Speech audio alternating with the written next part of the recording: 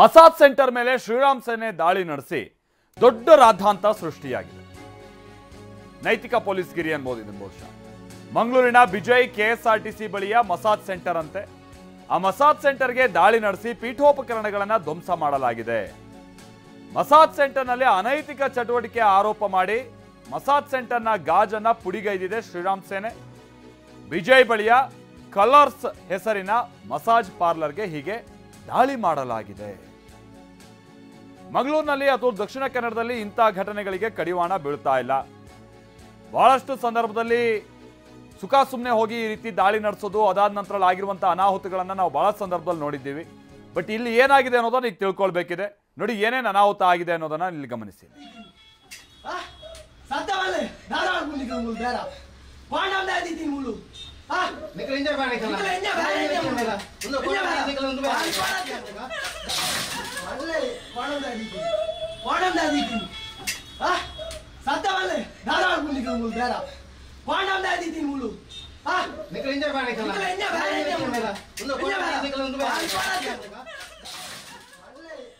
ನೋಡಿ, ಇದು ಆಗಿರುವಂತಹ ಘಟನೆಗೆ ಸಂಬಂಧಪಟ್ಟ ಹಾಗಿನ ಕೆಲ ವಿಡಿಯೋ ತುಣುಕುಗಳು. ಮಂಗಳೂರಿನಲ್ಲಿ ಈ ರೀತಿಯಂತ ಘಟನೆಗಳು ಬಹಳ ಹಿಂದೆ ಬಹಳ ಹಿಂದೆಯಿಂದನೂ ಕೂಡ ನಡೀತಾ ಇದೆ. ಬಟ್ ಇಲ್ಲಿ ವಿಚಾರ ಅಂತ ಅಂದ್ರೆ ಈ ರೀತಿಯಂತ ಅನೈತಿಕ ಚಟುವಟಿಕೆಗಳು ನಡೀತಾ ಇದೆ ಅನ್ನುವಂಥದ್ದು ಏನಾದರೂ ಗಮನಕ್ಕೆ ಬಂದಂತ ಸಂದರ್ಭದಲ್ಲಿ ಅದನ್ನು ತಡೆ ಹಿಡಿಯುವಂತ ನಿಟ್ಟಿನಲ್ಲಿ ಪೊಲೀಸರ ಸಹಾಯದಲ್ಲಿ ಬಹುಶಃ ಮುಂದಕ್ಕೆ ಹೋಗುವಂತ ಅವಕಾಶಗಳು ಇರುತ್ತವೆ. ಅದನ್ನು ಮೀರಿಯೂ ಕೂಡ ಈ ರೀತಿಯಾಗಿ ಕಿಟಕಿ ಗಾಜೆಲ್ಲ ಧ್ವಂಸ ಮಾಡಿ ಹೊಡೆದು ಆ ಮಹಿಳೆಯರನ್ನೆಲ್ಲ ಹಿಂಸೆ ಕೊಟ್ಟು ಬಹುಶಃ ಇದು ಎಷ್ಟು ಸರಿ ಎಷ್ಟು ತಪ್ಪು ಅನ್ನುವಂಥದ್ದನ್ನ ಅವರವರ ವಿವೇಚನೆಗೆ ಬಿಟ್ಟಂತ ವಿಚಾರ. ಬಟ್ ಈ ರೀತಿಯಾದಂಥ ಘಟನೆಗಳು ಆಗಾಗ ದಕ್ಷಿಣ ಕನ್ನಡದಲ್ಲಿ ಮರುಕಳಿಸ್ತಾನೆ ಇರೋದನ್ನು ನಾವು ನೋಡ್ತಾ ಇದ್ವಿ. ಇದೀಗ ಮತ್ತೆ ಅಂಥದ್ದೇ ಒಂದು ಘಟನೆ ನಡೆದಿದೆ. ಮಸಾಜ್ ಸೆಂಟರ್ನಲ್ಲಿ ಅನೈತಿಕ ಚಟುವಟಿಕೆ ಆರೋಪ ಮಾಡಿ ಹೀಗೆ ಒಮ್ಮಿಂದೊಬ್ಬೆಲ್ಲಿ ನುಗ್ಗಿ ಮಸಾಜ್ ಸೆಂಟರ್ನ ಕಿಟಕಿ ಗಾಜುಗಳನ್ನೆಲ್ಲ ಪುಡಿ ಮಾಡಿ ಪೀಠೋಪಕರಣಗಳನ್ನು ಧ್ವಂಸ ಮಾಡಿ ಅಲ್ಲಿದ್ದಂಥ ಯುವತಿಯರು ಕೆಲ ಮಹಿಳೆಯರನ್ನು ಕೂಡ ಬಹಳ ತರಾಟೆಗೆ ತೆಗೆದುಕೊಂಡಂಥ ಘಟನೆ ನಾವು ನೋಡ್ತಾ ಇದ್ದೀವಿ ಇಲ್ಲಿ.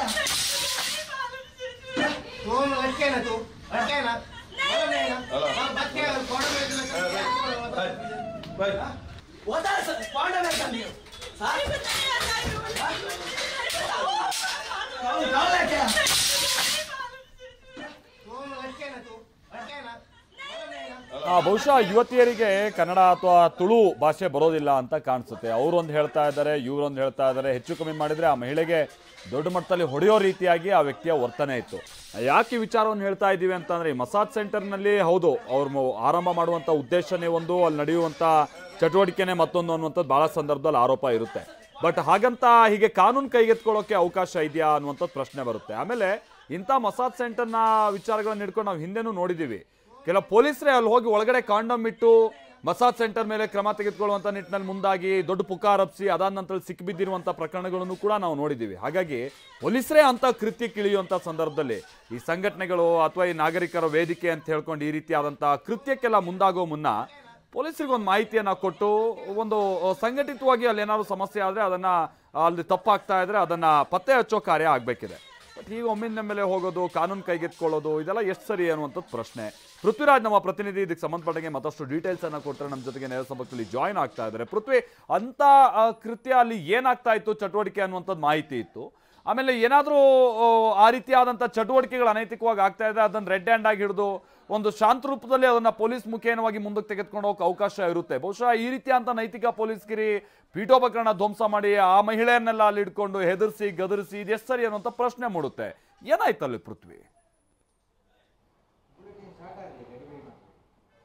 ಖಂಡಿತ ಮಲ್ತೇಶ್, ಸುಮಾರು 12 ಗಂಟೆ ಸಂದರ್ಭಕ್ಕೆ ಈ ಒಂದು ಘಟನೆ ಇವತ್ತು ನಡೆದಿರುವಂಥದ್ದು. ಏನು ಮಂಗಳೂರಿನ ಹೊರವಲಯದ ಬಿಜೈ ಏನು KSRTC ಬಸ್ ಸ್ಟ್ಯಾಂಡ್ ಪಕ್ಕದಲ್ಲಿರುವಂಥ ಒಂದು 3ನೇ ಫ್ಲೋರ್ನಲ್ಲಿರುವಂಥ ಈ ಒಂದು ಯೂನಿಸೆಕ್ಸ್ ಸಲೂನ್ಗೆ ಇಮಿಡಿಯೇಟ್ ಏನು ರಾಮಸೇನಾ ಇಲಾಖೆ ಏನು ರಾಮಸೇನಾ ಸಂಘಟನೆಯ ಕಾರ್ಯಕರ್ತರು ನುಗ್ತಾರೆ. ಆ ರಾಮಸೇನಾ ಸಂಘಟನೆ ಕಾರ್ಯಕರ್ತರು ಬಂದಂಥವರು ಏಕಾಏಕಿ ಸಲೂನ್ಗೆ ನುಗ್ಗಿ ಒಳಗಡೆ ಇದ್ದಂಥ ಪೀಠೋಪಕರಣ ಧ್ವಂಸ ಮಾಡ್ತಾರೆ. ಅದಾದ ಬಳಿಕ ಅಲ್ಲಿದ್ದಂತಹ ಏನು ಯುವತಿಯರಿದ್ರು, ಸೊ ಅವರಿಗೆ ತರಾಟೆ ತೆಗೆದುಕೊಳ್ಳುವಂಥ ಕೆಲಸವನ್ನು ಮಾಡ್ತಾರೆ. ಇಲ್ಲಿ ನೋಡ್ಬೋದಾಗಿದೆ ಈ ಒಂದು 3ನೇ ಫ್ಲೋರ್ನಲ್ಲಿ ಇರುವಂತಹ ಕಲರ್ಸ್ ಯೂನಿಸೆಕ್ಸ್ ಸಲೂನ್ ಏನಿದೆ, ಸೊ ಇಲ್ಲಿ ಅವರು ಈ ಮಧ್ಯಾಹ್ನ 12 ಗಂಟೆ ಸಂದರ್ಭಕ್ಕೆ ನುಗ್ಗುವಂಥದ್ದು. ಸೊ ಇಲ್ಲಿ ನುಗ್ಗಂಥ ಸಂದರ್ಭದಲ್ಲಿ ಒಳಗಡೆ ಏನು ಈ ಯುವತಿಯರು ಇರ್ತಾರೆ, ಇಲ್ಲಿ ಕೆಲಸ ಮಾಡುವಂತಹ ಯುವತಿಯರು ಇರ್ತಾರೆ, ಅವರಿಗೆ ಹೆದರಿಸಿ ಬೆದರಿಸಿ ಇಲ್ಲಿ ಎಲ್ಲ ರೀತಿಯಲ್ಲಿ ಅಂದರೆ ತರಾಟೆಗೆ ತೆಗೆದುಕೊಳ್ಳುವಂಥದ್ದು ಮತ್ತು ಪೀಠೋಪಕರಣವನ್ನು ಧ್ವಂಸ ಮಾಡಿ ಸೊ ಅವರಲ್ಲಿ ಓಡಲಿಕ್ಕೂ ಕೂಡ ಅವಕಾಶ ನೀಡದಂತೆ ಸೊ ಅಲ್ಲಿ ಎಲ್ಲ ರೀತಿಯಲ್ಲಿ ಗಲಾಟೆ ಗದ್ದಲವನ್ನು ಎಬ್ಬಿಸ್ತಾರೆ. ಸೊ ಇಲ್ಲಿ ಪ್ರಮುಖವಾಗಿ ಇವರ ಆರೋಪ ಏನಂತ ಹೇಳಿದರೆ, ಏನು ಈ ಒಂದು ಮಸಾಜ್ ಯೂನಿಸೆಕ್ಸ್ ಸಲೂನನ್ನು ಓಪನ್ ಮಾಡ್ಕೊಂಡಿದ್ರು. ಸೊ ಯೂನಿಸೆಕ್ಸ್ ಸಲೂನನ್ನು ಓಪನ್ ಮಾಡ್ಕೊಂಡು ಇಲ್ಲಿ ಅನೈತಿಕ ಚಟುವಟಿಕೆಗಳನ್ನು ನಡೆಸ್ತಾ ಇದ್ರು ಅಂತ ಹೇಳಿ ಈಗ ರಾಮಸೇನಾ ಆರೋಪವನ್ನು ಮಾಡಿರುವಂಥದ್ದು. ಈ ಬಗ್ಗೆ ಸಾಕಷ್ಟು ಸಾರಿ ಪೊಲೀಸರಿಗೂ ಕೂಡ ಮನವಿಯನ್ನು ಕೊಟ್ಟಿದ್ರು, ಗಮನಕ್ಕೆ ತಂದಿದ್ರು ಕೂಡ ಯಾವುದೇ ರೀತಿ ಕ್ರಮವನ್ನು ಕೈಗೊಂಡಿಲ್ಲ ಅಂತ ಹೇಳಿ ಅವರು ಈ ದಾಳಿಯನ್ನು ಮಾಡಿದ್ದೀವಿ ಅಂತ ಅವರು ಹೇಳ್ತಾ ಇರುವಂಥದ್ದು. ಅಂದರೆ ಏನು ಕಳೆದ ಸಾಕಷ್ಟು ವರ್ಷಗಳ ಹಿಂದೆ ಇಂಥದ್ದೊಂದು ಘಟನೆ ನಡೆದಿತ್ತು. ಅಂದರೆ ಮಂಗಳೂರಿನಲ್ಲಿ ಏನು ಪಬ್ ದಾಳಿ ಇರ್ಬೋದು, ಹೋಮ್ ಸ್ಟೇ ಅಟ್ಯಾಕ್ ಇರ್ಬೋದು. ಸೊ ನೀವು ಹೇಳ್ದಂಗೆ ಇದೇ ರೀತಿ ಪಾರ್ಲರ್ಗೆ ಪೊಲೀಸರೇ ಹೋಗಿ ಕಾಂಡೋಮನ್ನು ಇಟ್ಟು ದಾಳಿಯನ್ನು ಮಾಡಿದಂಥದ್ದು, ಇಂತಹ ಎಲ್ಲ ಘಟನೆಗಳು ಹಿಂದೆ ನಡೆಯಿತು. ಆದರೆ ಇತ್ತೀಚೆಗೆ ಇಂತಹ ಘಟನೆಗಳು ಅಂದರೆ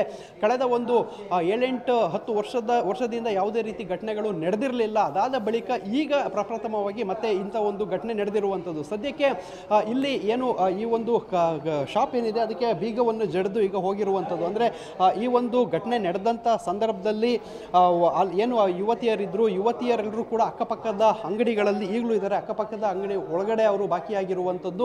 ಸೊ ಪೊಲೀಸರು ಬಂದು ಆ ಒಂದು ಏನು ಅದರ ಮಾಲೀಕರಿದ್ದಾರೆ ಅವರು ಪೊಲೀಸರಿಗೆ ಮಾಹಿತಿಯನ್ನು ಕೊಟ್ಟು ಇಲ್ಲಿ ಬೀಗವನ್ನು ಹಾಕೊಂಡು ಹೋಗಿರುವಂಥದ್ದು. ಇನ್ನೇನು ಪೊಲೀಸರು ಸ್ಥಳಕ್ಕೆ ಬರಬೇಕು, ಬಂದು CC ಕ್ಯಾಮ್ರಾವನ್ನು ಚೆಕ್ ಮಾಡಬೇಕು. ಇಲ್ಲಿ ನೋಡ್ಬೋದಾಗಿದೆ ಈ ಒಂದು ಏನು ಸಲೂನ್ನ ಮೇಲ್ಭಾಗದಲ್ಲಿ CC ಕ್ಯಾಮ್ರಾ ಕೂಡ ಇರುವಂಥದ್ದು. ಅಂದರೆ ಕಂಪ್ಲೀಟ್ ಆಗಿ ಯಾರು ಬಂದರೂ ಅಟ್ಯಾಕ್ ಮಾಡಿದ್ರು ಅದರ ಎಲ್ಲ ರೀತಿಯ ಒಂದು ಫುಟೇಜ್ಗಳು ಕೂಡ CC ಕ್ಯಾಮ್ರಾದಲ್ಲಿ ರೆಕಾರ್ಡ್ ಆಗಿರುತ್ತೆ. ಸೊ ಇಲ್ಲಿ ಸಾಕಷ್ಟು ಅಂದರೆ ಏನು ಬರ್ಕೆ ಪೊಲೀಸ್ ಠಾಣಾ ಲಿಮಿಟ್ಸಲ್ಲಿ ಬರುವಂಥದ್ದು, ಮಂಗಳೂರಿನಲ್ಲಿ ಸಾಕಷ್ಟು ಕಾನೂನು ಸುವ್ಯವಸ್ಥೆಗೆ ಧಕ್ಕೆ ಆಗ್ತಾ ಇರುವಂಥದ್ದು, ಅದರ ನಡುವೆ ಈ ಒಂದು ಘಟನೆ ನಡೆದಿರುವಂಥದ್ದು. ಅಂದರೆ ಪ್ರಮುಖವಾಗಿ ಇಂತಹ ದಾಳಿಗಳು ಸರ್ಕಾರನ ಪ್ರಶ್ನಿಸುತ್ತೆ. ಯಾಕೆಂತ ಹೇಳಿದರೆ ಸದ್ಯಕ್ಕೆ ಕಾಂಗ್ರೆಸ್ ಗೌರ್ಮೆಂಟ್ ಇರುವಂಥದ್ದು, ರಾಮಸೇನೆ ದಾಳಿ ಮಾಡಿರುವಂಥದ್ದು. ಸೊ ಅಲ್ಲಿ ಒಳಗಡೆ ಏನು ನಡೀತಾ ಇತ್ತು ಅನ್ನೋದು ಎಕ್ಸಾಕ್ಟಾಗಿ ಯಾರಿಗೂ ಕೂಡ ಗೊತ್ತಿಲ್ಲ. ಸೊ ತನಿಖೆ ಆಗಬೇಕಾಗಿರುತ್ತೆ. ಆದರೆ ಒಂದು ಮಾಹಿತಿ ಪ್ರಕಾರ ಒಳಗಡೆ ದಾಳಿಯ ನಡೆದಂಥ ಸಂದರ್ಭದಲ್ಲಿ ಯಾರೂ ಕೂಡ ಗ್ರಾಹಕರು ಇರಲಿಲ್ಲ.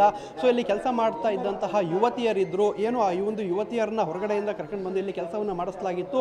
ಸೊ ಅವರನ್ನು ತರಾಟೆಗೆ ತೆಗೆದುಕೊಂಡಿರುವಂಥದ್ದು, ಅವರಿಗೆ ಹೆದರಿಸಿ ಬೆದರಿಸಿ ಅವ್ರನ್ನ ಇಲ್ಲಿಂದ ಓಡಿಸುವಂಥ ಕೆಲಸವನ್ನು ಕೂಡ ಮಾಡಿರುವಂಥದ್ದು. ಒಳಗಡೆ ಪೀಠೋಪಕರಣಗಳನ್ನು ಧ್ವಂಸ ಮಾಡಿದ್ದಾರೆ, ಮತ್ತು ಲಿಟ್ರಲಿ ಒಳಗಡೆ ದಾಳಿಯನ್ನು ಮಾಡಿ ಎಲ್ಲರನ್ನು ಹೆದರಿಸೋ ಕೆಲಸವನ್ನು ಮಾಡಿದ್ದಾರೆ. ಸೊ ಇಲ್ಲಿ ಅವರು ಯಾವ ಕೆಲಸವನ್ನು ಮಾಡ್ತಾ ಇದ್ರು ಅಂದರೆ ಯೂನಿಸೆಕ್ಸ್ ಸಲೂನ್ ಏನಿರುತ್ತೆ ಇದನ್ನು ಕಾನೂನು ಪ್ರಕಾರವಾಗಿ ಪರ್ಮಿಷನನ್ನು ಪಡೆದುಕೊಂಡು ಆ ಯೂನಿಸೆಕ್ಸ್ ಅಂಡರ್ನಲ್ಲಿ ಏನೇನು ಸರ್ವಿಸನ್ನು ಕೊಡಬೇಕಾಗುತ್ತೆ ಅಂಥದ್ದನ್ನು ಮಾಡಲಿಕ್ಕೆ ಅವರು ಪರ್ಮಿಷನನ್ನು ತಗೊಂಡಿರ್ತಾರೆ, ಅದು ಕೂಡ ನಡೀತಾ ಇರುತ್ತೆ. ಆದರೆ ಇವರ ಪ್ರಮುಖವಾದ ಆರೋಪ ಏನು ಹೇಳಿದರೆ ಮಸಾಜ್ ಸೆಂಟರ್ನಲ್ಲಿ ಕೇವಲ ಮಸಾಜ್ ಸೆಂಟರ್ ಯೂನಿಸೆಕ್ಸ್ ಸೇವೆಗಳು ಮಾತ್ರ ಅಲ್ಲ, ಅಲ್ಲಿ ಅನೈತಿಕ ಚಟುವಟಿಕೆಗಳು ನಡೆಯುತ್ತೆ ಅಂತ ಹೇಳಿ ಅವರು ಆರೋಪವನ್ನು ಮಾಡಿರುವಂಥದ್ದು. ಈ ಬಗ್ಗೆ ಪೊಲೀಸರ ಗಮನಕ್ಕೂ ಕೂಡ ತಂದಿದ್ರು ಕೂಡ ಯಾವುದೇ ರೀತಿ ಕ್ರಮವನ್ನು ಕೈಗೊಂಡಿಲ್ಲ ಅಂತ ಹೇಳಿ ಈಗ ಅವರು ದಾಳಿಯನ್ನು ಮಾಡಿರುವಂಥದ್ದು. ಸೊ ಇಲ್ಲಿ 2011ರ ಸಮಯ ಮತ್ತು ಅದಕ್ಕಿಂತ ಹಿಂದೆ ನಡೆದಂತಹ ಪಬ್ ದಾಳಿ ಇರ್ಬೋದು. ಸೊ ಇವೆಲ್ಲವನ್ನು ನೆನಪಿಸುವಂಥ ಘಟನೆ ಇಂದು ಮರುಕಳಿಸಿರುವಂಥದ್ದು ಮಾಲ್ತೇಶ್. ಪೃಥ್ವಿ, ಅಂದರೆ ಈಗ ಈ ರೀತಿಯಾದಂತಹ ಒಂದು ಅಟ್ಯಾಕ್ ಆದಂತಹ ಸಂದರ್ಭದಲ್ಲಿ ಏನಾದರೂ ಇವ್ರ ಗಮನಕ್ಕೆ ಬಂತ ಅಲ್ಲಿ ಈ ರೀತಿಯಾದಂತಹ ಸರ್ವಿಸ್ ಕೊಡ್ತಾ ಇದ್ದಿದ್ದು ಮತ್ತೊಂದು ಈ ರೀತಿಯಾದಂಥದ್ದು ಏನಾದರೂ ವಿಚಾರ ಮಾತನಾಡ್ತೀನಿ ಪೃಥ್ವಿ ಇದಕ್ಕೆ ಸಂಬಂಧಪಟ್ಟ ಹಾಗೆ ನಿಮ್ಮ ಹತ್ರ.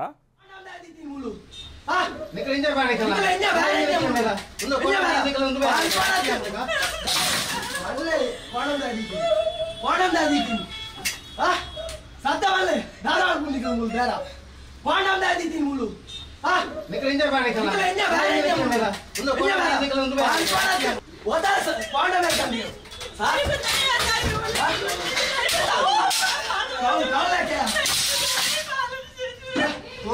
ना तू हटके ना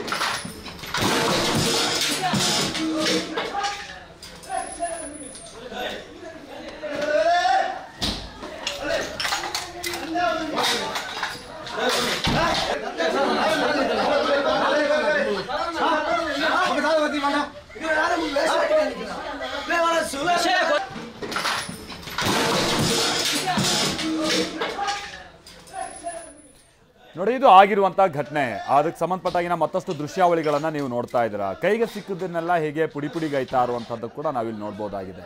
ಅಂದರೆ ಈ ರೀತಿಯಾದಂಥ ಚಟುವಟಿಕೆ ನಡೆಸ್ತಾ ಇದ್ರು ಅನ್ನೋದಕ್ಕೆ ಇವ್ರ ಹತ್ರ ಅಂಥ ಪುರಾವೆ ಏನಿತ್ತು ಅನ್ನುವಂಥದ್ದು ಮೊದಲ ಪ್ರಶ್ನೆ ಇಲ್ಲಿ ಬರುತ್ತೆ. ಅಂಥ ಪುರಾವೆ ಇದ್ದರೆ ಪೊಲೀಸರ ಜೊತೆಗೆ ಹೋಗಿ ಇವರು ಕ್ರಮ ತೆಗೆದುಕೊಳ್ಳೋಕ್ಕೆಲ್ಲ ಅವಕಾಶ ಇರುತ್ತೆ. ಬಟ್ ಆ ರೀತಿಯಾದಂಥ ಪುರಾವೆನೂ ಕೂಡ ಇವ್ರ ಬಳಿ ಏನು ಇದ್ದಂಗಿಲ್ಲ. ಯಾಕಂತಾರೆ ಅಲ್ಲಿ ಒಳಗೆ ಹೋದಂಥ ಸಂದರ್ಭದಲ್ಲಿ ರೆಡ್ ಹ್ಯಾಂಡ್ ಆಗಿ ಹಿಡಿದ್ರು ಅನ್ನುವಂಥದ್ದಕ್ಕೆ ಸಂಬಂಧಪಟ್ಟ ಹಾಗೇನೂ ಅಲ್ಲಿ ಏನೂ ಕೂಡ ಇರಲಿಲ್ಲ, ಯಾರು ಗ್ರಾಹಕರು ಇರಲಿಲ್ಲ ಅನ್ನುವಂಥದ್ದು ಗೊತ್ತಾಗ್ತಾ ಇದೆ. ಈಗ ಏಕಾಏಕಿ ನುಗ್ಗಿ ಈ ರೀತಿಯಾದಂಥ ರೀತಿಯಾಗಿ ಇವ್ರ ನಡೆಸಿರುವಂಥ ಕೃತ್ಯ ಇದೆಯಲ್ಲ, ಇದು ಎಷ್ಟು ಸರಿ ಅನ್ನುವಂಥದ್ದು ಪ್ರಶ್ನೆ.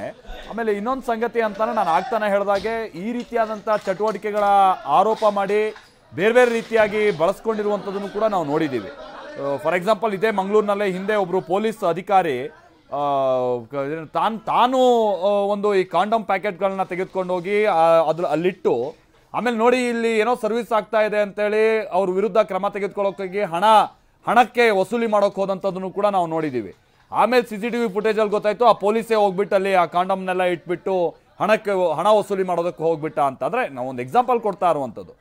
ಈಗ ಪೊಲೀಸರೇ ಇಂಥ ಕೃತ್ಯ ಎಸಗುವಂಥ ಸಂದರ್ಭದಲ್ಲಿ ಈ ರೀತಿಯಾದಂಥ ಸಂಘಟನೆಗಳು ಒಂದು ವ್ಯವಸ್ಥಿತವಾದಂಥ ರೀತಿಯಾದಂಥ ಹೋರಾಟ ನಡೆಸಬೇಕು. ನಮ್ದೊಂದು ಸಂಘಟನೆ, ನಮ್ಮಲ್ಲಿ ಜನ ಇದ್ದಾರೆ, ಗುಂಪು ಮಾಡ್ತೀವಿ, ಜೋರು ಮಾತಾಡ್ತೀವಿ, ಹೆದರ್ಸ್ತೀವಿ ಅಂತ ಹೇಳ್ಕೊಂಡು ಏನು ಬೇಕಾದರೂ ಮಾಡೋಕ್ಕೆ ಅವಕಾಶ ಇದೆಯಾ? ಅದಿಲ್ಲಿ ಪ್ರಶ್ನೆ ಬರುತ್ತೆ.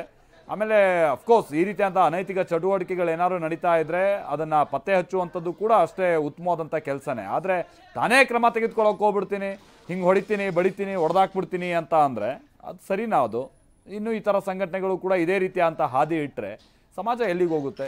ಇದೇ ರೀತಿಯಾದಂಥ ಹಾದಿಯಲ್ಲಿ ಹೆಜ್ಜೆ ಇಟ್ಟರೆ ಅನ್ನೋದು ಪ್ರಶ್ನೆ ಬರುತ್ತೆ ಇಲ್ಲಿ. ಆಮೇಲೆ ಆ ಮಹಿಳೆಯರಿಗೂ ಬಹುಶಃ ಹೊಡೆದಂಥ ರೀತಿಯಾಗಿ ಕಂಡು ಬರ್ತಾ ಇದೆ, ಅಥವಾ ಭಾಳ ಹೆದರ್ಸಿರೋದಂತೂ ಹೌದು. ಫುಟೇಜ್ನಲ್ಲಿ ಅದು ಭಾಳ ಕ್ಲಿಯರಾಗಿ ಗೊತ್ತಾಗ್ತಾ ಇದೆ. ಅಲ್ಲಿದ್ದಂಥ ಆ ಮಹಿಳೆಯರು ಅವರು ಪಾಪ ಎಲ್ಲಿಂದ ಬಂದವರು, ಏನೋ ಎಲ್ಲ ಉತ್ತರ ಭಾರತದ ಕಡೆಯಿಂದ ಬಂದವರು ಅಂತ ಹೇಳಲಾಗ್ತಾ ಇದೆ. ಸೊ ಅವರೆಲ್ಲ ಬಂದು ಭಾಳ ಹತ್ತು ಕರೆದು ಇವ್ರನ್ನೆಲ್ಲ ರಿಕ್ವೆಸ್ಟ್ ಮಾಡ್ಕೊಳ್ತಾ ಇದ್ದಂಥದ್ದನ್ನು ಕೂಡ ನಾವು ನೋಡಿದ್ವಿ. ಆಮೇಲೆ ಬಹುಶಃ ಅಲ್ಲಿ ಒಳಗಡೆ ಹೋದಂಥ ಸಂದರ್ಭದಲ್ಲೂ ಇವರು ಅದನ್ನೆಲ್ಲ ತೋರಿಸಿದ್ದಾರೆ, ನೋಡಿ ಇಲ್ಲಿ ಅಂತ ಹೇಳ್ಕೊಂಡು ಕೆಲ ಕಾಂಡಮ್ ಪ್ಯಾಕೆಟ್ಗಳನ್ನೆಲ್ಲ ತೋರಿಸಿದ್ದಾರೆ. ಈಗ ನೋಡಿ ಇಲ್ಲಿ ಈ ರೀತಿ ಅಂತ ಕೃತ್ಯ ಆಗ್ತಾ ಇತ್ತು ಅಂತ. ಯಥಾ ಪ್ರಕಾರವಾಗಿ ಎಲ್ಲ ಮುಗಿದ ಮೇಲೆ ಬರುವಂಥ ಟೈಮ್, ಪೊಲೀಸ್ ಬರೋ ಟೈಮು, ಪೊಲೀಸ್ ಬಂದಿದ್ದಾರೆ. ಈಗ ಬೀಗ ಹಾಕಿದಂಥ ನಂತರದಲ್ಲಿ ಪೊಲೀಸರು ಬಂದು ಈಗ ಬಂದಿದ್ದಾರೆ ಅನ್ನೋದು ಗೊತ್ತಾಗ್ತಾ ಇದೆ. ಈಗ ನೀವು ನೇರ ಪ್ರಸಾದ ದೃಶ್ಯಾವಳಿಗಳಲ್ಲಿ ನೋಡ್ತಾ ಇರುವಂಥದ್ದು, ಸಿನಿಮಾದಲ್ಲೆಲ್ಲ ಹೇಗೆ ನೋಡ್ತೀರಾ ಎಲ್ಲ ಆದ ನಂತರದಲ್ಲಿ ಪೊಲೀಸರು ಬರ್ತಾರಲ್ಲ, ಆ ರೀತಿಯಾಗಿ ಈ ಸ್ಪಾಟ್ಗೆ ಪೊಲೀಸರು ಬಂದಿದ್ದಾರೆ ಈಗ. ಪಾಪ ಇನ್ನೊಂದು ವಿಷಯ ಅಂದರೆ ಇವ್ರುಗಳಿಗೂ ಮಾಹಿತಿನೇ ಇಲ್ಲ ಅಂತ ಕಾಣಿಸುತ್ತೆ. ಸೊ ಶ್ರೀರಾಮ್ ಸೇನೆ ಅಥವಾ ಈಗ ಅಲ್ಲಿ ಅಟ್ಯಾಕಿಂಗ್ ಹೋದಂಥ ಸದಸ್ಯರು ಏನು ಹೇಳ್ತಾ ಇದ್ದಾರೆ ಅಂತ ಅಂದರೆ, ಇದು ಭಾಳ ಮುಂಚೆಯಿಂದ ಇದು ನಡೀತಾ ಇತ್ತು, ನಾವು ಪೊಲೀಸರಿಗೂ ಕೂಡ ಮಾಹಿತಿಯನ್ನು ಕೊಟ್ಟಿದ್ವಿ, ಅವರು ಕ್ರಮ ತೆಗೆದುಕೊಂಡಿಲ್ಲ, ಹಾಗಾಗಿ ನಾವೇ ಬಂದು ಈ ರೀತಿಯಾಗಿ ಕ್ರಮ ತೆಗೆದುಕೊಳ್ಬೇಕಾಯ್ತು ಅಂತಲೂ ಕೂಡ ಹೇಳ್ತಾ ಇದ್ದಾರೆ ಅನ್ನೋದು ಗೊತ್ತಾಗ್ತಾ ಇದೆ. ಬಟ್ ಹೀಗೆ ಬಂದಿದ್ದಾರೆ, ಎಲ್ಲ ಪೀಠೋಪಕರಣ ಹೊಡೆದಿದ್ದಾರೆ, ಧ್ವಂಸ ಮಾಡಿದ್ದಾರೆ, ಬಾಗಿಲು ಹಾಕೊಂಡು ಹೊರಟಿದ್ದಾರೆ. ಸೊ ಇದು ಎಲ್ಲಿಗೆ ಬಂತು ಕಾನೂನು ಸುವ್ಯವಸ್ಥೆ ಅನ್ನುವಂಥದ್ದು ಪ್ರಶ್ನೆ. ಈಗ ಆಲ್ರೆಡಿ ರಾಜ್ಯದಲ್ಲಿ ದರೋಡೆ, ದಿನಕ್ಕೊಂದು ರೀತಿಯಾದಂಥ ಕೃತ್ಯಗಳು, ಇದೆಲ್ಲ ಕಾನೂನು ಸುವ್ಯವಸ್ಥೆಯ ಪ್ರಶ್ನೆಯನ್ನು ಎತ್ತುತ್ತಾ ಇರುವಂಥ ಸಂದರ್ಭದಲ್ಲೇ ಹೀಗೆ ನೇರ ಹೋಗಿ ಈ ರೀತಿಯಾದಂಥ ಧ್ವಂಸ ಮಾಡಿರೋದು, ಇದು ಕೂಡ ಏನು ಪೊಲೀಸ್ ಅಂದರೆ ಭಯ ಭಕ್ತಿ ಇಲ್ವಾ, ಕಾನೂನು ಸುವ್ಯವಸ್ಥೆ ಪ್ರಶ್ನೆ ಅನ್ನುವಂಥದ್ದು ಸಹಜವಾಗಿ ಉದ್ಭವ ಆಗುತ್ತೆ. ನೋಡಬೇಕಿದೆ ಇದು ಸತ್ಯಾಸತ್ಯತೆ ಏನು, ನಿಜಕ್ಕೂ ಆ ರೀತಿಯಂಥ ಅನೈತಿಕ ಚಟುವಟಿಕೆಗಳು ಆಗ್ತಾ ಇತ್ತಾ? ನಂಬರ್ 1. ಎರಡನೇದಾಗಿ ಅನೈತಿಕ ಚಟುವಟಿಕೆಗಳು ಆಗ್ತಾ ಇದ್ರು, ಪೊಲೀಸರಿಗೆ ಭಾಳ ಸಂದರ್ಭದಲ್ಲಿ ದೂರು ಕೊಟ್ಟರು, ಪೊಲೀಸರು ಏನೂ ಕ್ರಮ ತೆಗೆದುಕೊಂಡಿರಲಿಲ್ವ? ನಂಬರ್ 2. ಅದಾದ ನಂತರದಲ್ಲಿ ಇವತ್ತು ಹೋದಂಥವರು ನಡೆಸಿರುವಂಥ ಕೃತ್ಯ ಅದು ಎಷ್ಟು ಸರಿ ಎಷ್ಟು ತಪ್ಪು, ಈ ರೀತಿಯಾದಂಥದ್ದೆಲ್ಲವೂ ಕೂಡ ತನಿಖೆ ಆಗಬೇಕಾದಂಥದ್ದು ಅನಿವಾರ್ಯತೆ ಇದೆ. ಅಲ್ಲಿ ಅಕ್ಕಪಕ್ಕದ ಅಂಗಡಿಗಳೇನಿದೆ ಆ ಅಂಗಡಿಗಳಲ್ಲಿ ಮಹಿಳೆಯರೆಲ್ಲ ಇದ್ದಾರೆ ಅನ್ನುವಂಥದ್ದು ಗೊತ್ತಾಗ್ತಾ ಇದೆ. ಅಂದರೆ ಆ ಯುವತಿಯರು ಏನು ಮಸಾಜ್ ಪಾರ್ಲರ್ನಲ್ಲಿದ್ದರು ಕೆಲಸಕ್ಕಿದ್ದಂಥವ್ರು, ಅವರಿಗೆ ಹೀಗೆ ಏಕಾಏಕಿ ಬಂದು ರಾದ್ಧಾಂತ ಆದಂಥ ನಂತರದಲ್ಲಿ ಅಕ್ಕಪಕ್ಕದ ಅಂಗಡಿಗಳಲ್ಲಿ ಅವರಿದ್ದಾರೆ, ಈ ಅಂಗಡಿಯನ್ನು ಕಂಪ್ಲೀಟ್ ಕ್ಲೋಸ್ ಮಾಡಿದ್ದಾರೆ ಅನ್ನುವಂಥದ್ದು ಗೊತ್ತಾಗ್ತಾ ಇದೆ. ಆಮೇಲೆ ಅಟ್ಯಾಕ್ ಮಾಡಿದವ್ರು ಯಾರು ಏನು ಎತ್ತ ಇದೆಲ್ಲ CCTV ಫುಟೇಜಲ್ಲಿ ಭಾಳ ಕ್ಲಿಯರಾಗಿ ಗೊತ್ತಾಗೋಗುತ್ತೆ. ಅಟ್ ದ ಸೇಮ್ ಟೈಮ್ ಇಲ್ಲಿ ಏನಾದರೂ ಅನೈತಿಕ ಚಟುವಟಿಕೆ ನಡೀತಾ ಇತ್ತಾ ಮತ್ತೊಂದು ಇದನ್ನು ಕೂಡ ಅಲ್ಲಿ ಯಾರು ಬರ್ತಾಯಿದ್ರು ಹೋಗ್ತಾಯಿದ್ರು ಇದೆಲ್ಲವೂ ಕೂಡ CCTV ಫುಟೇಜ್ನಲ್ಲಿ ಪತ್ತೆ ಹಚ್ಚಬೇಕಾದಂಥದ್ದು ಕೂಡ ನಡಿಬೇಕಿದೆ. ಅಂಥ ಅನೈತಿಕ ಚಟುವಟಿಕೆಗಳೇನಾದರೂ ನಿಜಕ್ಕೂ ಆಗ್ತಾ ಇದ್ದರೆ ಅದರ ಮಾಲೀಕನ ವಿರುದ್ಧನೂ ಕೂಡ ಕ್ರಮ ತೆಗೆದುಕೊಳ್ಬೇಕಾದಂಥದ್ದು ಅನಿವಾರ್ಯತೆ ಇದೆ. ಇದು ಒಟ್ಟು ಮಂಗಳೂರಿನಲ್ಲಿ ಆಗಿರುವಂಥ ಕೃತ್ಯಕ್ಕೆ ಸಂಬಂಧಪಟ್ಟ ಹಾಗಿನ ನೇರ ಪ್ರಸಾದ ದೃಶ್ಯಾವಳಿಗಳನ್ನು ನೀವಿಲ್ಲಿ ನೋಡ್ತಾ ಇದ್ದೀರಾ. ಭಾಳ ವರ್ಷಗಳಿಂದ ಈ ನೈತಿಕ ಪೊಲೀಸ್ಗಿರಿ ಅನ್ನುವಂಥದ್ದು ಮಂಗಳೂರಿನಲ್ಲಿ ಸ್ವಲ್ಪ ಕಮ್ಮಿ ಆಗಿತ್ತು. ಬಟ್ ಈಗ ದೊಡ್ಡ ಮಟ್ಟದಲ್ಲೇ ಅದು ಮತ್ತೊಮ್ಮೆ ಈಗ ಸಂಭವಿಸಿರುವಂಥದ್ದನ್ನು ನಾವು ನೋಡ್ತಾ ಇದ್ದೀವಿ. ಇಲ್ಲಿ ಕೆಲ ಮಹಿಳಾ ಪೊಲೀಸ್ ಸಿಬ್ಬಂದಿಯೂ ಕೂಡ ಈಗ ಬಂದು ಅಲ್ಲಿ ಅಕ್ಕಪಕ್ಕದಲ್ಲಿ ಇರುವಂಥ ಮಹಿಳೆಯರ ಬಳಿ ಹೋಗಿ ಸ್ಟೇಟ್ಮೆಂಟ್ ಪಡೆಯೋದು ಮತ್ತು ಅವ್ರು ಹೇಗಿದ್ದಾರೆ ಏನು ಎತ್ತ ವಿಚಾರಿಸುವಂಥ ಕೆಲಸಗಳು ನಡೀತಾ ಇದೆ.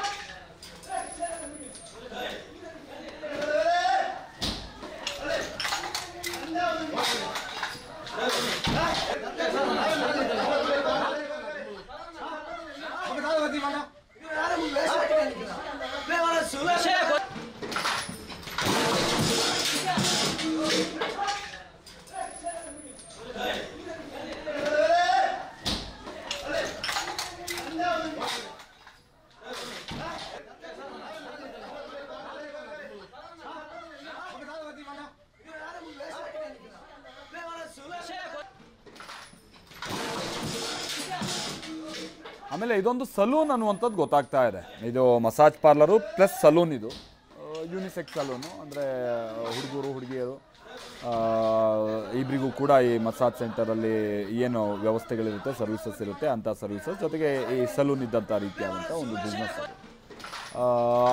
ಈ ರೀತಿಯಾದ ನಾನು ಮೊದಲೇ ಹೇಳಿದಾಗೆ ಈ ಮಸಾಜ್ ಸೆಂಟರ್ನಲ್ಲಿ ಈ ರೀತಿಯಾದಂಥ ಕೃತ್ಯಗಳು ನಡೆಯುತ್ತೆ ಅನ್ನುವಂಥ ವಿಚಾರವಾಗಿ ಭಾಳಷ್ಟು ಕಡೆ ಕಂಪ್ಲೇಂಟ್ ಬರೋದು, ಪೊಲೀಸರು ಹೋಗೋದು, ಕ್ರಮ ತೆಗೆದುಕೊಳ್ಳೋಕೆ ಮುಂದಾಗೋದು, ಈ ಥರದ್ದೆಲ್ಲ ನಾವು ನೋಡ್ತಾ ಇರ್ತೀವಿ. ಕೆಲವೊಂದು ಕಡೆ ಸತ್ಯ ಇರುತ್ತೆ, ಕೆಲವೊಂದು ಕಡೆ ಸುಳ್ಳಿರುತ್ತೆ. ಬಟ್ ಇಲ್ಲಿ ಏನಾಗಿದೆ ಅನ್ನುವಂಥದ್ದು ನಮಗೇನು ಆಮೇಲೆ ಇದೇ ರೀತಿಯ ನಾನು ಯಾಕಂತ ಅಂದರೆ ಈ ವಿಚಾರವಾಗಿ ಎಕ್ಸ್ಟ್ರಾಕ್ಷನ್ ಆಗಿರುವಂಥದ್ದನ್ನು ನಾವು ಭಾಳ ನೋಡಿದ್ದೀವಿ. ಭಾಳಷ್ಟು ಕಡೆ ಹೋಗಿ ನಾವು ರೈಡ್ ಮಾಡಿ ಪೊಲೀಸರೇ ಈ ರೀತಿ ಅಂತ ಎಕ್ಸ್ಟ್ರಾಕ್ಷನ್ ಮಾಡಿದ್ದಾರೆ ಅನ್ನುವಂಥದ್ದು ಕೂಡ ಗೊತ್ತಾಗಿದೆ. ಭಾಳಷ್ಟು ಸಂದರ್ಭದಲ್ಲಿ ಪ್ರೂವ್ ಆಗಿರುವಂಥ ಸಂಗತಿ, ಭಾಳಷ್ಟು ಈ ಸಂಘಟನೆ ಹೆಸರಲ್ಲಿ ಹೋಗಿ ಮಾಡಿರುವಂಥದ್ದನ್ನು ಕೂಡ ನಾವು ನೋಡಿದ್ದೀವಿ. ಬಟ್ ಇಲ್ಲಿ ಏನಾಗಿದೆ, ನಿಜಕ್ಕೂ ಕೂಡ ಅಂಥ ಚಟುವಟಿಕೆಗಳು ಭಾಳ ನಡೀತಾ ಇದ್ದು ಪೊಲೀಸರಿಗೆ ಭಾಳ ಸಂದರ್ಭದಲ್ಲಿ ಇಲ್ಲಿ ಅವ್ರು ಹೇಳಿದಾರಂತೆ, ಸಂಘಟನೆಯವರು ಪೊಲೀಸರಿಗೆ ನಾವು ಹೇಳಿದ್ವಿ ಆದರೆ ಅವರು ಕ್ರಮ ತೆಗೆದುಕೊಂಡಿರಲಿಲ್ಲ ಅನ್ನುವಂಥದ್ದನ್ನು. ಹಾಗಾಗಿ ನಾವು ನೋಡಿ ಬೇಸತ್ತೆ ಏನಾದರೂ ಕೊನೆಗೆ ಇವರೇ ಹೋಗಿ ರೈಡ್ ಮಾಡೋದಕ್ಕೆ ಹೋಗಿದಾರೋ ಗೊತ್ತಿಲ್ಲ. ನೋಡಿ, ಈ ವ್ಯಕ್ತಿ ಇಲ್ಲಿ ಒಳಗೆ ಹೋಗುವಂಥ ಸಂದರ್ಭದಲ್ಲಿ ಅಲ್ಲಿ ಒಂದು ರೂಮ್ ಒಳಗೆ ಹೋಗ್ತಾರೆ. ಆ ರೂಮ್ನಲ್ಲಿ ಅಲ್ಲೇನೋ ಬಿದ್ದಿದೆ ಅನ್ನುವಂಥ ತೋರಿಸೋ, ಬಹುಶಃ ಈ ಕಾಂಡೋಮ್ ಪ್ಯಾಕ್ಗಳನ್ನೆಲ್ಲ ಆತ ತೋರಿಸ್ತಾರೆ. ನೋಡಿ, ಇದು ಮತ್ತೊಂದಷ್ಟು ದೃಶ್ಯಗಳು ನಮಗಿಲ್ಲಿ ಗೊತ್ತಾಗ್ತಾ ಇರುವಂಥದ್ದು. ಓಕೆ, ಇದು ನಾವು ನೋಡ್ತಾ ಇದ್ದೀವಲ್ಲ, ಇದು ಮಂಗಳೂರಿನ ಮತ್ತೊಂದು ನೈತಿಕ ಪೊಲೀಸ್ಗಿರಿ 2009ರಲ್ಲಿ ನಡೆದಂಥ ಘಟನೆ, ಪಬ್ ಮೇಲೆ ನಡೆದಂಥ ದಾಳಿ. ಈ ದಾಳಿಯನ್ನು ಕೂಡ ನಾವಿಲ್ಲಿ ನೋಡ್ತಾ ಇದ್ದೀವಿ. ಇದೆಲ್ಲ ಜಸ್ಟ್ ನಾವೀಗ ರಿಕಾಲ್ ಮಾಡ್ತಾ ಇರುವಂಥದ್ದು. ಮಂಗಳೂರು ಈ ರೀತಿಯಾದಂಥ ಬೇಡದೇ ಇರುವಂಥ ಸಂಗತಿಗಳಿಗೆ ಸಂಬಂಧಪಟ್ಟಂಗೆ ಹೇಗೆ ಸುದ್ದಿ ಆಯಿತು ಅನ್ನುವಂಥ ವಿಚಾರವಾಗಿ. ಅಂದರೆ ಪಬ್ನಲ್ಲಿ ಅಲ್ಲ ಅನೈತಿಕ ಚಟುವಟಿಕೆ ಮತ್ತೊಂದು ಅನ್ನುವಂಥದ್ದಲ್ಲ, ಸುಮ್ಮನೆ ಹೋಗಿದ್ದು ಪಬ್ ಮೇಲೆ ದಾಳಿ ಮಾಡಿದಂಥದ್ದು. ಅನಂತರೇ ಅದು ಭಾಳ ಸುದೀರ್ಘವಾಗಿ ಕೋರ್ಟ್ನಲ್ಲಿ ವಿಚಾರಣೆ ನಡೆದಿರೋದು.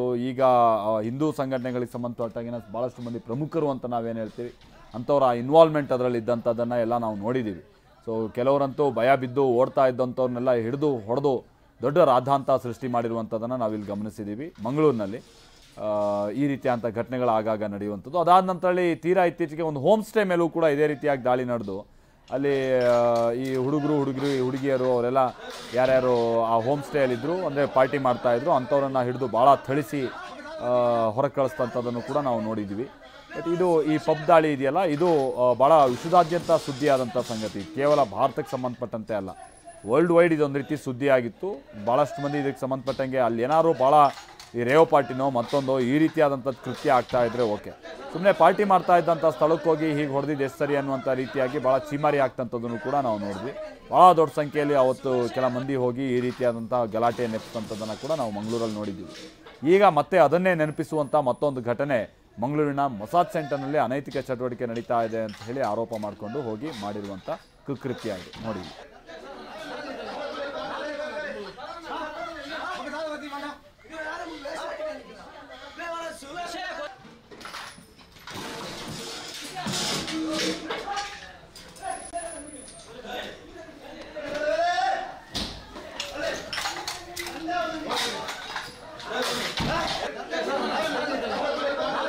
ಪೃಥ್ವಿ ನಮ್ಮ ಜೊತೆಗೆ ಮತ್ತೆ ಸಂಪರ್ಕಕ್ಕೆ ಬರ್ತಾ ಇದ್ದಾರೆ. ಪೃಥ್ವಿ, ಏನಾದ್ರು ಅಪ್ಡೇಟ್ಸ್ ಗೊತ್ತಾಗ್ತಾ ಇದೆಯಾ? ಆ ಯುವತಿಯರು, ಅಲ್ಲಿದ್ದಂಥ ಮಹಿಳೆಯರು, ಅವ್ರ ಮೇಲೂ ಏನಾದ್ರು ಭಾಳ ಹಲ್ಲೆ ಆಗಿದೆಯಾ? ಅವ್ರ ಸ್ಥಿತಿ ಹೇಗಿದೆ? ಜೊತೆಗೆ ಏನಾದ್ರು ಇವರಿಗೆ ಪ್ರೂಫ್ ಇದ್ದಂಥದ್ದು ಈ ಥರದ ಕೃತ್ಯ ಆಗ್ತಾ ಇದೆ ಅನ್ನುವಂಥದ್ದು ವಿಚಾರವಾಗಿ, ಅಥವಾ ಅಲ್ಲಿ ಹೋದಂಥ ನಂತರದಲ್ಲಿ ಏನಾದ್ರು ರೆಡ್ ಹ್ಯಾಂಡ್ ಆಗಿ ಸಿಕ್ಬಿದ್ದಂಥದ್ದು ಈ ಥರದ್ದು ಏನಾದರೂ ಆಗಿದೆಯಾ? ಅಥವಾ ಹೋಗಿ ಸುಖ ಸುಮ್ಮನೆ ಹಿಂಗೆ ಗಲಾಟೆ ಮಾಡಿ ಪೀಠೋಪಕರಣಗಳನ್ನ ಹೊಡೆದು ಧ್ವಂಸ ಮಾಡಿ ಬಂದಿರೋದಾ? ಒಂದು ಭಯ ಉಡಿಸುವಂಥ ನಿಟ್ಟಿನಲ್ಲಿ ಮಾತ್ರ ಆಗಿತ್ತಾ ಈ ದಾಳಿ? ಏನು ಕತೆ ಪೃಥ್ವಿ?